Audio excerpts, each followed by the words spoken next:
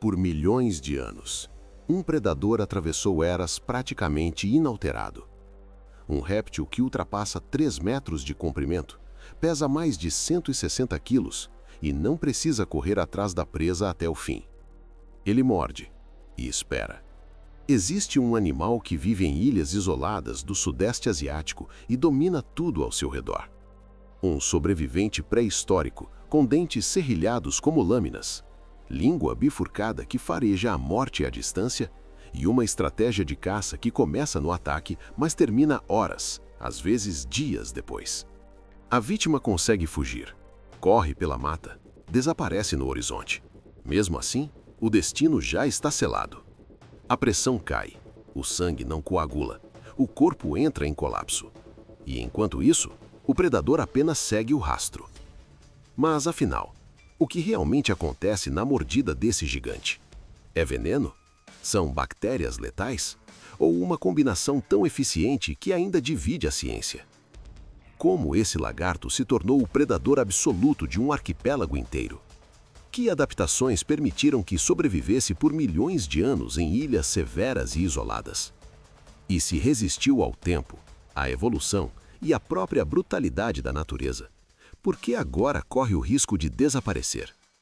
Para entender o método de caça que desafia explicações definitivas e a ameaça que pode encerrar essa linhagem ancestral, precisamos voltar à origem do maior lagarto vivo do planeta.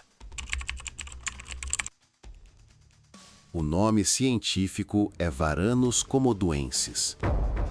Pertence à família Varanidia, o mesmo grupo dos lagartos monitores. Ele habita as pequenas ilhas da Sonda, na Indonésia, incluindo Komodo, Flores, Rinca, Sumba e Padar. Ilhas de clima tropical severo, com florestas, áreas abertas, praias, montanhas e leitos de rios secos. É ali que esse gigante prosperou por milhões de anos. Fisicamente, é o maior e mais pesado lagarto do mundo. O maior exemplar já registrado media 3,13 metros e pesava 166 quilos. Adultos selvagens costumam pesar cerca de 70 quilos, sendo os machos maiores que as fêmeas. Sua anatomia é feita para dominar. Possui cauda longa e musculosa, pescoço forte, membros robustos e uma língua amarela bifurcada que se projeta constantemente para captar partículas químicas do ar. Seus dentes são serrilhados, comparáveis aos de um tubarão, projetados para rasgar carne com eficiência cirúrgica. Mas o que poucos sabem é que o dragão começa a vida de forma muito diferente. Os filhotes, com cerca de 45 centímetros ao nascer, passam os primeiros meses nas árvores. Permanecem ali até aproximadamente 8 meses de idade. O motivo é brutal. Os adultos comem jovens da própria espécie. O canibalismo é parte da dinâmica populacional. Viver nas árvores é uma estratégia de sobrevivência. A reprodução também reserva peculiaridades. As fêmeas colocam cerca de 30 ovos, que permanecem enterrados por aproximadamente 8 meses até a eclosão. Em situações nas quais não há machos disponíveis, elas podem recorrer à partenogênese, reprodução assexuada. Nesse processo, geram descendentes sem fertilização. Mas há um detalhe crítico. Essa reprodução produz apenas machos. A longo prazo, isso pode gerar desequilíbrios populacionais e indícios de endogamia, especialmente porque esses répteis raramente se afastam das áreas onde nasceram. Mesmo com essas limitações genéticas, o dragão de Komodo resistiu por eras. Ele se adaptou ao clima árido das ilhas. Caminha até 11 quilômetros por dia, mas prefere permanecer próximo ao território onde nasceu. É um sobrevivente antigo em um arquipélago isolado. Mas sua verdadeira singularidade não está apenas na biologia básica. Está no mecanismo que transformou esse lagarto no predador dominante de suas ilhas.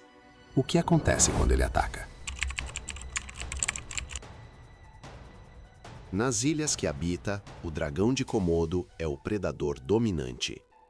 Alimenta-se de carniça, cervos, porcos, búfalos aquáticos e até de outros dragões.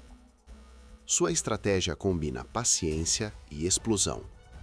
Ele se esconde ao longo de trilhas usadas por presas. Permanece imóvel, camuflado. Quando o animal se aproxima, ele avança com rapidez surpreendente. As garras prendem, Os dentes serrilhados rasgam, e o pescoço poderoso executa movimentos violentos para ampliar a ferida. O resultado é um corte profundo, irregular, que sangra intensamente. Mas aqui começa o mistério.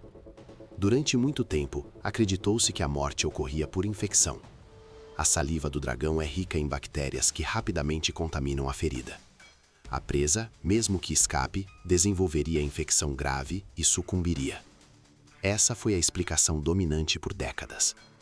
Então surgiu outra hipótese. O dragão possui glândulas de veneno.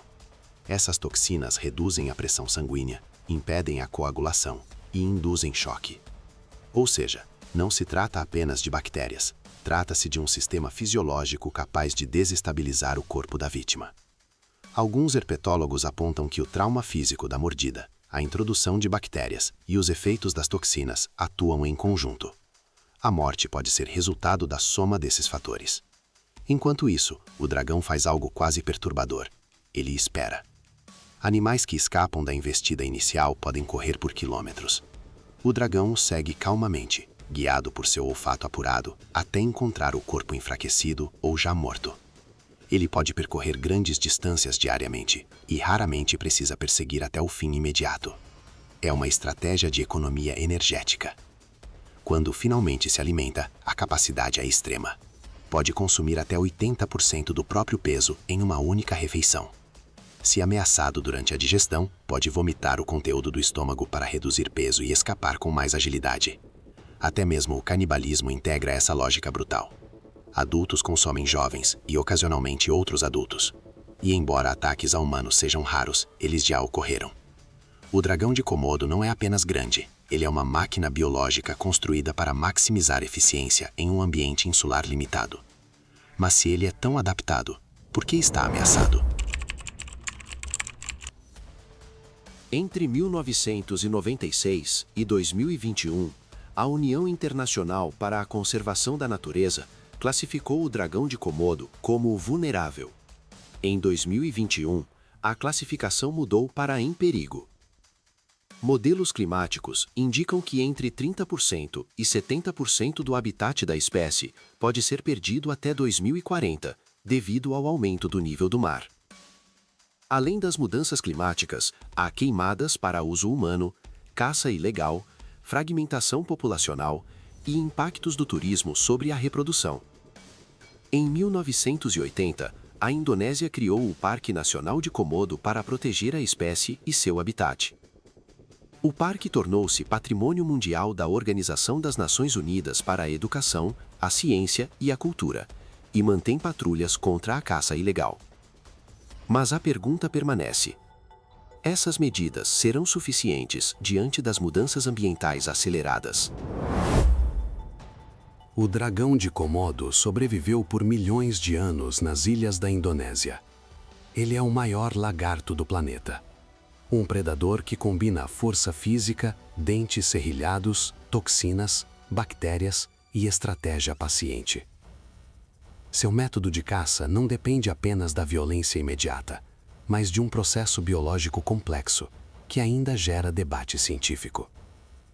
Ele atravessou eras geológicas, adaptou-se a ambientes severos, desenvolveu mecanismos reprodutivos incomuns, dominou seu território isolado e agora pode desaparecer nas próximas décadas, por causa de alterações ambientais que ocorrem em ritmo acelerado.